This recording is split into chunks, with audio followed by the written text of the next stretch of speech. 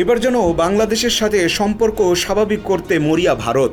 রাজনৈতিক বা সরকারি সংস্পর্শ বাদ দিয়েই বেসরকারি ও বুদ্ধিজীবী স্তরে বিশ্বাস গড়ার কৌশল নিয়েছে তারা। এটিকে ট্র্যাক টু ডিপ্লোমেসি বলছে সিনিয়র সাংবাদিক ও পররাষ্ট্র বিশ্লেষকরা। শেখ হাসিনা ইস্যুতে বাংলাদেশের সঙ্গে সম্পর্ক খারাপ করে যেন নিজের পায়েই কুড়োল মেরেছে ভারত। তবে বাংলাদেশের ক্ষেত্রে এই প্রথম নয়, এর আগেও ট্র্যাক টু ডিপ্লোমেসির পথ বেছে নিয়েছে নয়াদিল্লি।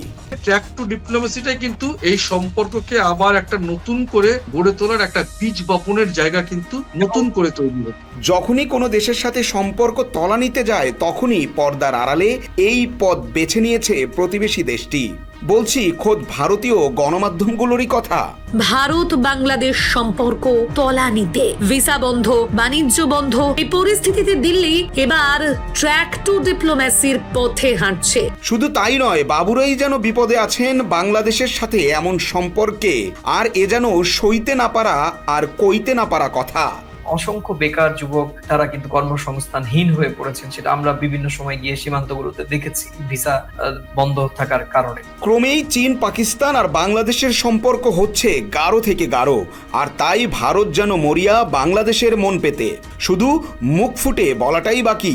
সীমান্ত, জল থেকে স্থল সম্পদ, ব্যবসায়িক অবকাঠামো সব ক্ষেত্রেই প্রভাব ফেলেছে ভারত বাংলাদেশের সম্পর্কে।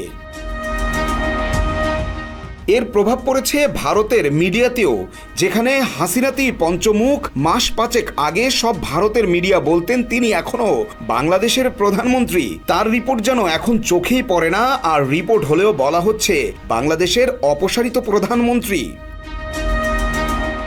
এর বড় উদাহরণ ময়ূখ রঞ্জন, যাকে হকার সাংবাদিক হিসেবে ভালোই চেনেন বাংলাদেশের মানুষ। এখন হাসিনা ইস্যুতে তার মুখেও কুলুপ।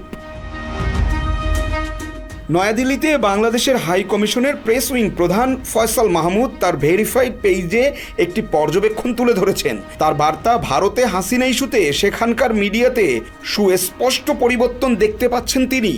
বিশেষ করে Times of India, the Hindu, the Indian express এবং হিন্দুস্তান টাইমস তাকে পালাতক প্রধানমন্ত্রী বলে অভিহিত করছে ইদানিং, যা ভারতের সাথে হাসিনার বিশেষ সম্পর্কের অবনতিরই বার্তা দেয়। ভিসা, ব্যবসা, রপ্তানি, কূটনীতি থেকে অর্থনীতি সব কিছুতেই যেন ভারতেরই বেশি ক্ষতি। তাই পররাষ্ট্র নিয়েই ভারতের নতুন স্ট্র্যাটেজি। সরকারি রাজনৈতিক পক্ষপাতের পরিবর্তে ভারত এখন আড়ালে থাকতে চাইছে। সাধারণ মানুষ হাসিনা ইস্যুতে ভারত বিরোধী মনোভাব, নতুন সরকারের অবস্থান, রাজনৈতিক অনিশ্চয়তা থাকায় ভারত সরাসরি আর অতিরিক্ত আনুগত্য দেখাতে চাচ্ছে না, যে কারণে অনেকটা বিপাকে ভারত হাসিনা সম্পর্ক। সব মিলিয়ে হাসিনার গুরুত্ব কমিয়ে ভারত একদিকে যেমন বাংলাদেশের আভ্যন্তরীণ রাজনীতিতে নিরপেক্ষতার ইমেজ তৈরি করতে চায়, অন্যদিকে চায় বিকল্প কূটনৈতিক পথ খুলে রাখতে, যাতে পরিস্থিতি যেদিকেই যাক ভারতের অবস্থান থাকে সুরক্ষিত ও লাভজনক। হাসিনার পক্ষ নিয়ে বাংলাদেশের সাথে মাস্তানি করতে গিয়ে এর আগে উল্টো বিপদে পড়েছে ভারত। সম্প্রতি আলু, পেঁয়াজ রপ্তানি বন্ধ করে সেখানকার কৃষক ও ব্যবসায়ীদের আন্দোলনের মুখে পড়েছে বিজেপি সরকার। বাংলাদেশি পর্যটকের অভাবে যখন না খেয়ে মরার দশা ভারতীয় ব্যবসায়ীদের, ঠিক তখনই ভারতীয় গরু বাংলাদেশে রপ্তানি করতে না পারায় মরার উপর খাড়ার দশা।